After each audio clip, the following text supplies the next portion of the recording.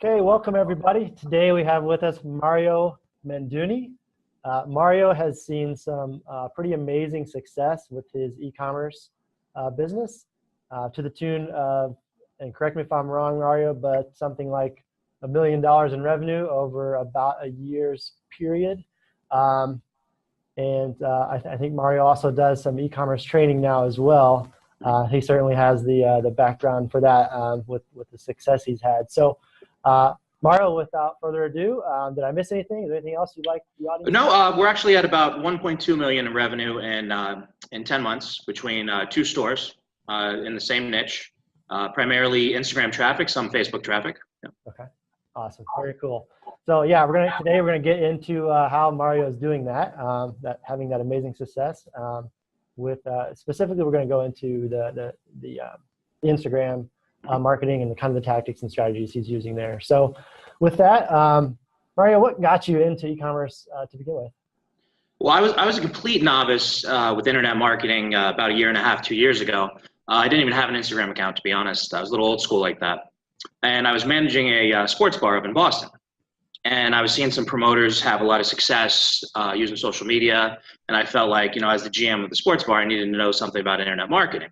So, our summer was our slow time. And I used that time when I was in the office just to, start on YouTube, watch a bunch of stuff on social media marketing, ended up buying every course under the sun, just totally geeked out on the marketing. And, through that training, I found Shopify and e-commerce, because originally I just wanted to promote to people in Boston to get people into the bar. Okay. But once I got on Shopify, I got hooked. Yeah, I understand. Shopify makes it so easy, right? Right, and for a novice like me at the time, I was able to just, launch a website. Yep. It was a beautiful thing. Yeah, that used to be the hard part. Now that's the easy part. Right. Launching a website, the hard part's getting traffic and that's actually right. making money, right? And every 2 weeks, Facebook changes the algorithm, and it's a new game, right? Right, absolutely. Yeah. So, okay, so you've kind of talked about the success you've had. How's that success looked over the last 10 months? What kind of growth and scale has it been? What's the trajectory been like? Sure. Well, in the beginning, I was probably down about $5 or $6 grand between Facebook ads and courses, and just kind of fishing with Facebook ads to a terrible looking Shopify store, just horrible graphics, just a real ugly general store, and then I ran into a course from a guy named Dan DeSilva, who was doing a course called 100K Blueprint at the time. He still has it. Great guy. Yep. And he was teaching influencer marketing. And so I started playing around with that and got into Instagram, and just organically in Instagram, I started seeing some sales, and I ended up going into the fishing niche that summer and doing a lot of promotions on Instagram and buying some shout outs in there. And, we were able to turn that loss into a nice little profit. And then, it was off to the races from there. Awesome. How got you into the fishing niche? Is that something you're personally interested in? Trying to think what got me into that. I think I was just testing niches in a journal store. Mm-hmm. And I was just browsing through Instagram at the time, looking for engaged pages, just reaching out to people, to influencers with large pages, saying, what are your rates for shout outs and policies and stuff like that. Mm-hmm. And found a page that I really liked. And so I gave it a go and just put a really ugly ad together in Canva, and got a nice 10 times ROI out of nowhere. Yeah. And then I had a taste for it, and then I just totally geeked out on marketing ever since. And I was able to quit my job about 4 months ago, and we started taking on coaching clients, running some Instagram pages for some nice large brands, and just off to the races. Very cool. Very cool. So you've talked about, you've tried Facebook ads, you've tried Instagram. Anything else that you've tried that either worked or didn't work?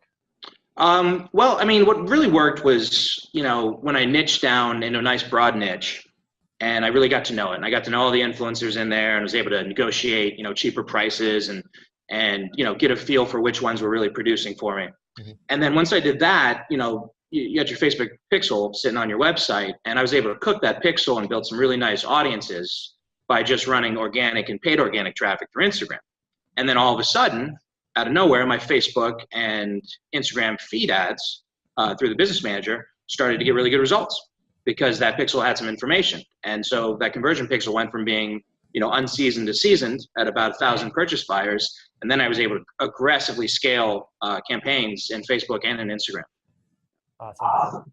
Very cool. All right. So what, for somebody just starting out with Instagram, so I'm assuming everybody knows, but really when we're talking about Instagram marketing, typically we're talking about influencer marketing. I don't know if you've done Instagram ads as well, but I know just in general, people seem to see more success with the influencer side of things. Is that kind of where you've seen your success as well? Well, I'd say 80 or even 90% of our sales actually came from Instagram ads. Primarily feed placement. So our first couple thousand, you saw that $1 million screenshot. That our first couple thousand purchases were from influencers. But I was doing some retargeting ads and trying some interest out at the same time too. But where I was really able to scale was once I got a hang of the ads manager platform, built some nice lookalike audiences off of the traffic that I got from Instagram. Mm-hmm. And then I was able to get some really nice, low cost per conversion through Instagram feed ads. And then we started giving out a lot of free stuff to people in our niche who took really good pictures. It might have been small pages, maybe even 5,000 or 10,000. But if they took a really good picture, and I would reach out to them, or they would reach out to my Instagram page and want to be a brand ambassador. So we'd send them, a number of items, and some of the imagery we got back, 4x'd our campaigns in Facebook and on Instagram, because the imagery is everything on Instagram. Yeah. The same thing with Facebook. Imagery is king, videos are king. But I find on Instagram, there's so many high quality photos, and people are so fashion conscious and photo conscious on Instagram that if you have just a really organic, true picture that's almost professional looking, but not too professional looking, then it goes gangbusters on the Instagram platform, whether it's through a shout out in your story or through the Facebook ads manager. Yeah, I can relate to that. I've tried. I've done some influencer marketing myself, and I've tried with literally with the product photos, like from the supplier. Sure. Still a very good photo, a nice quality picture of a product. Yeah. It's just a product photo. It's white background. There's nothing to it. It flatlined on Instagram. It didn't do anything. Right. This was like one of my first attempts at it. Right. But then, I tried it with a professional, a very styled photograph, a lifestyle type photograph. Mm-hmm. But it didn't look like it was shot in a studio, but it was a very well done photograph. It looked great, and that did absolutely wonderfully compared to the first try. Yeah, it'll do 20, 30 times better. It gets a life of its own. The people start commenting, the algorithm picks it up, and it gets shown to a lot more people, and the people it gets shown to get a much better click-through rate. Yep. Okay, so if I want to start with Instagram, it sounds like the way to go is to maybe start with influencers, but then that really just feeds the pixel and the data to build your audiences, and then you build it out with ads from there. Well, what do I need to start with Instagram influencers? What sort of foundation do I need to have in place for my store? Well, if somebody's running a general store, they can start with a general page on Instagram, but they're gonna do a lot better with a niche page. And so maybe they pick their best niche or the one they're the most interested in, because you're gonna have to spend a lot of time living in that niche on Instagram, at least for a little while till you get the feel for it. So let's say they're running 10 different niches within their general store, but they really enjoy one. So why don't they start with that one? And then they start, looking for the biggest pages in Instagram on there, start, following those, seeing what kind of material they're putting out. You're going to see some paid promotions on those people's pages, and that might spark you to get an idea to run either a promotion of that same product if it's an easily sourceable product, or you might want to run something very similar to that, and that might work better. So maybe somebody's been promoting one product heavily on a large Instagram page in that niche, but you find something congruent to that, and if you show that to that same page, it might be the first time that audience has seen it, and you might get much better results. But you need to make sure that the pages have high engagement, and it's a little bit of a snake pit now, because a lot of Instagram influencers have made a lot of money in the last handful of years, selling shout outs, and they've gotten very good at building pages, and some of the techniques they've used to build pages get a bunch of followers that are either bots or maybe not in a favorable country as far as purchase behavior. So you got to kind of avoid that. You want to find a really engaged page. Ideally, if they're a business page, you want to ask them for their demographics. And you want to, if you're selling to US primarily, you want to see, a lot of people in the US. If you're selling a male dominated product, you want to find a page that is, 85% men are following, right? Okay. And same vice versa, if you're selling a product that you're trying to sell to women, you want to find a page that has women following it. Highly engaged, lots of comments, lots of likes. And then you reach out to them. Usually in their bio, there's going to be a Kick, which is a free messenger platform that you can just download on your phone, and you just text them through Kick. Or they'll have a email address, and you just reach out to them that way and say something very simple like, hi, my name's XYZ, and I'm selling blah, blah, blah. And I was interested in your rates and policies for purchasing shoutouts. Okay, awesome. How do you know what's a good engagement rate, and are there tools to help you find? You can use socialblade.com, and you can sort of dig in through there. And if there's any huge spikes in followers, you might want to check out if there was a viral post from that day. That's okay. Like maybe they were running a viral giveaway and they just had an awesome post that day. But if there's nothing in particular special about a certain day, and on Social Blade, you'll be able to see day by day how many followers they lost or gained. And you don't want to see 500,000 followers on one day and there's nothing special about that day. That's going to red flag me and make me think that they just purchased some followers from a ClickBank somewhere in a third world country. Yep. What like on an individual post, what kind of engagement is considered good? I mean, anything 5-10% or higher is great these days. I would have said, 6 months ago, I would look for something higher than that. And you can certainly get higher than that on some smaller pages, 100,000 and below. And I'd recommend new people start out on the smaller pages because they're almost always going to have a higher engagement than a large page. Mm-hmm. And you don't have to risk a ton of money. You might be able to start with $7, $10, $20, $50, and test a handful of pages in your niche, and test one page a day, or 2 a day, 1 in the morning, 1 in the evening, and you're going to see spikes in your traffic. And if you don't see a spike in your traffic, there's either something wrong with your offer or there's something wrong with the page. And then so you got to narrow that down. Okay. Yeah, and then if it's not clear to folks listening and watching, basically if it's if the influencer has a very large audience, they can command a higher price because more people are going to have eyeballs on your offer, and you're likely to get more sales. Theoretically. Yeah, theoretically. So that's why Mario's saying if you start with a smaller influencer who has a smaller audience, they're going to charge less naturally. Okay, let's see. And feel free to negotiate with them too. Yeah, that's a good point too. It's not just whatever they say. That's the final word. You can certainly go back and forth, and I would imagine most of them have done that already and are willing to play ball a little bit. Most of them would. Some of the best pages won't. You might run into a real gem, and they might hold firm to their price. But I wouldn't start out with the higher paying ones that are holding firm to their price. I'd get a feel for what's going on, and before I invest hundreds of dollars into a shout out. Yeah, absolutely. So ultimately, we're sending people to our website, our e-commerce website. Should that site? What's your take on building a brand versus a general store? Do you have any feelings one way or the other on that? Well, I've had a lot more success personally with brands and niche, but I like to be in a broad niche because I want to be able to scale, and I want to be able to test a lot of different products.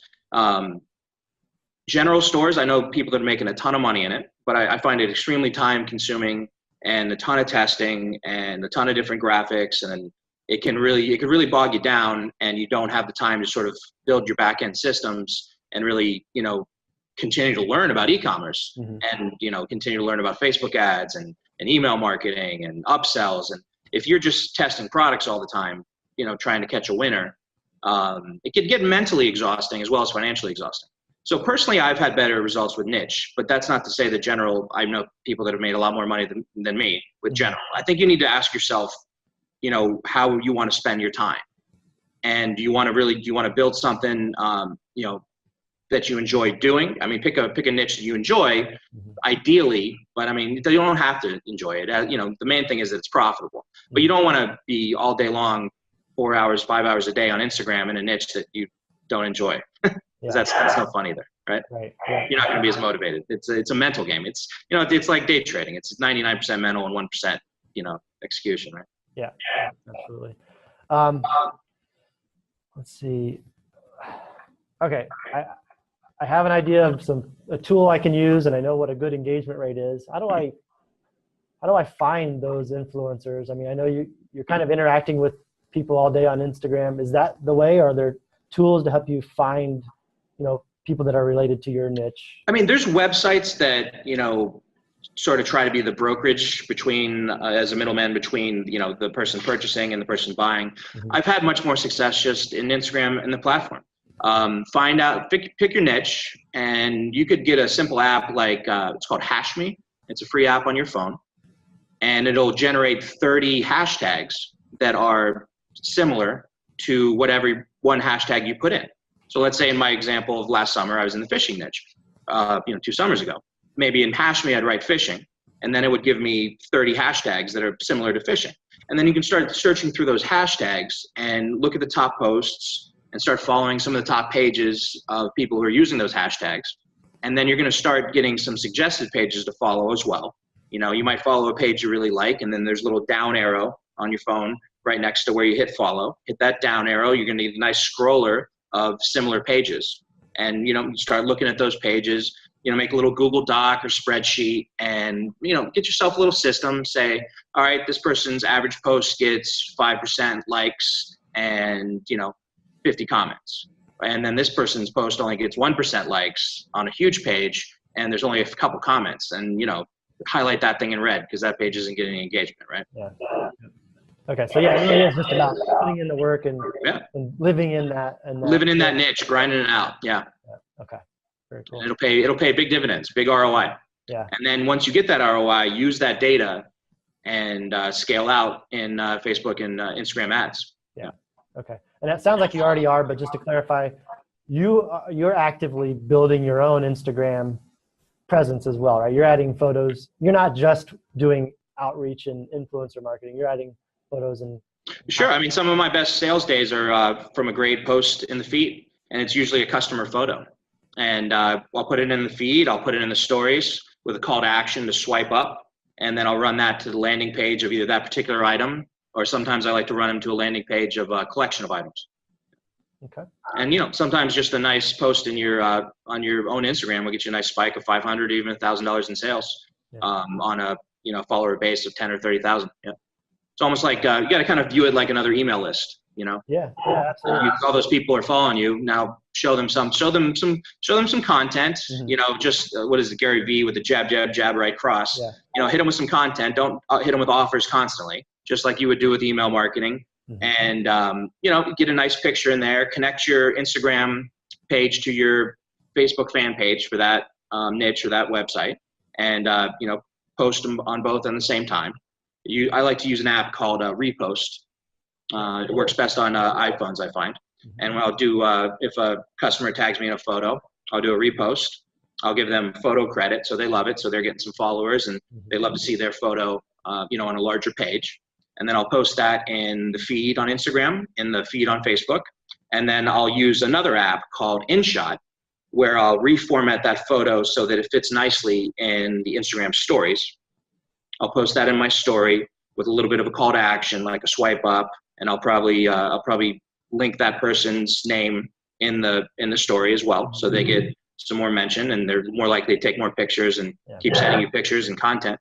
I mean, a good picture from a customer can 4x your Facebook and Instagram ad campaigns, because that image is great. Awesome stuff. Okay. How do you mentioned bots earlier, and maybe followers from less desirable countries in terms of buyer behavior. How do I identify an account that may be full of bot followers? Well, I mean, one thing you can do is you can ask them to give you a screenshot of their demographics. If they have a business page on Instagram, they'll be able to pull some demographics for you. So you'll be able to see what countries, gender, age, and see if it's appropriate for your offer that you're looking to promote that day. The other thing you can do is you can kind of look through the comments. If they seem a little too, this is subjective. If they seem a little too generic, or if they seem to always be coming from the same 10 or 20 pages, chances are this guy or gal has set up, 20 bots on 20 different pages in their niche, and they're just commenting on each other constantly. Yeah. Because the main thing with the Instagram algorithm is the second you put something out, especially in the first half hour, the more interaction and engagement that post gets, the more likely it is to be shown to more people. So they're sort of gaming the system, but they're not using real people to game the system, to get more exposure for your post. But that comes with time. I'll still get burned. I've done thousands of these shout outs and I still get burned from time to time. Something looks great and I'm like, wow, look at that engagement. And I spent $100 and then it's just crickets, right? But you just gotta roll with the punches. Yeah. And that's a good segue to the next question I wanted to ask about money. What's a sort of average amount I should expect to pay an influencer? Anywhere from $10 to $200, right? Okay. The larger pages, if it's a large page with a large engagement, they're going to be looking for $100 to $200 for a post that's 12 hours or 24 hours long. So you're going to pay different amounts for different times. You might pay. They're going to give you a price sheet usually, which says this much for 1 hour, this much for 6 hours, 12 hours, overnight, permanent. These days, I would make sure that they're going to post in the feed and in their story. So you'll have to probably provide them with 2 images, one properly formatted for their story, unless they're willing to format it for you. But it'd be better if you just format it yourself in that app InShot, which is what I like to use, or if you're good with Photoshop or Canva or whatever you like to use. So you provide them with 2 pictures, and the feed will need what you want to write, what your offer is, and put a little bit of urgency in that offer, why that person needs to click today to get to your site. You know what I mean? Yep. Okay. Very cool. Let's see. What kinds of posts work best? So what types of images or scenery, or do post pictures with words do better? What kinds of things have you seen the most success? Well, it's definitely niche specific.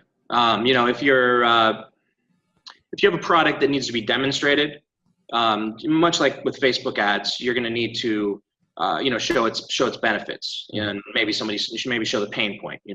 Like this person, this is why you need this kitchen knife or something, right? Cuts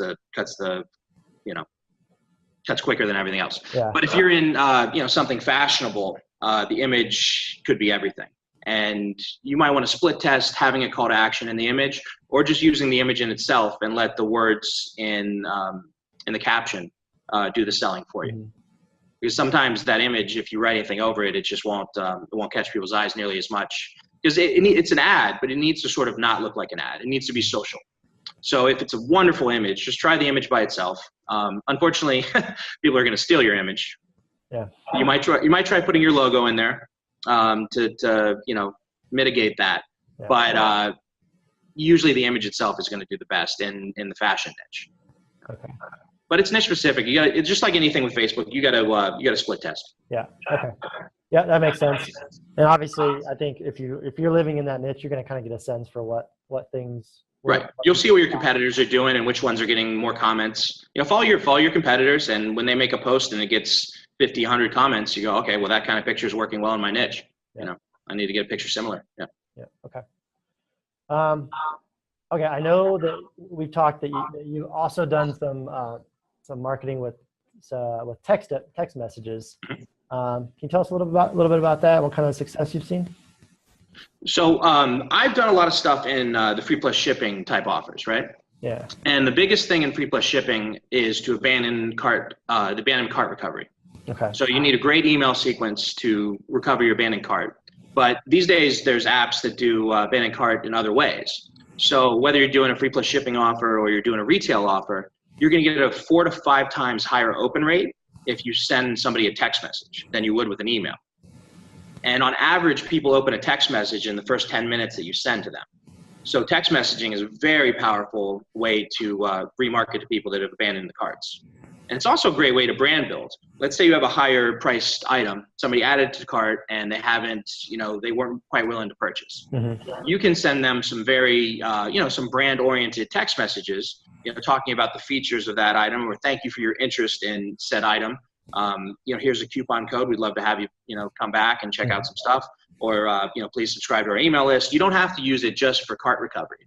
So if you're getting 5 times better open rates from your leads by using text messages, that's a great opportunity to build your brand and to recover a lot of revenue. Yeah, absolutely. And just to be clear, we're talking about texting to someone's phone number. So is this, so you've captured the phone number during the checkout process, I assume? Right. Got it. Right. You can automate So that. yeah, I make the phone number a mandatory field in the checkout process. Yeah. It's really interesting. Some of the other folks we've talked to for the summit, everybody's experimenting with different things. And we've got Sure. some people working with like Facebook Messenger bots and things like that. Those are very powerful right now. Same kind of, it's basically the same kind of thing, just to a different medium. But yeah, it's just, it just highlights the fact that there's so much opportunity out there to grow that lifetime value of your customers. And there's so many, there's so much low-hanging fruit, I guess I should say. Sure. People can take advantage of. And those kind of tools can turn a break-even or even a slightly losing campaign into a winner. Mm-hmm. And they can turn a winner into a higher profit margin, which allows you to scale. Because when you scale, your cost per acquisition almost always goes up.